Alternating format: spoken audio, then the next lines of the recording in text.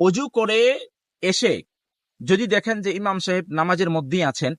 আর আপনি অজু করতে গেলেন এবং আসলেন, এর মাঝখানে যে সকল কাজ নামাজের মধ্যে নিষিদ্ধ ওই সমস্ত কাজ যদি আপনি না করেন, যেমন কারোর সাথে কথা বলা, কোনো কিছু পান করা, কোনো কিছু খাওয়া ইত্যাদি, এই সমস্ত কাজ যদি আপনি না করেন, জাস্ট অজু করতে গেলেন এবং চুপচাপ একেবারে অজু করে এসেই আবার দেখলেন যে ইমাম সাহেব এখন নামাজের মধ্যে আছেন, তাহলে আপনি ইমামের পিছনে দাঁড়িয়ে বাকি নামাজ ইমামের সাথে আপনি পূর্ণ করবেন। যদি দেখেন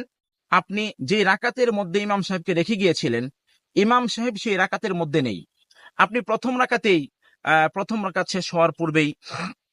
আপনি গিয়েছিলেন, কিন্তু আসার পরে দেখেন যে ইমাম সাহেব এখন দ্বিতীয় রাকাতে আছে অথবা তৃতীয় রাকাতে আছে, তাহলে আপনি তো 1-2 রাকাত পেলেন না। তো সেক্ষেত্রে আপনাকে কি করতে হবে?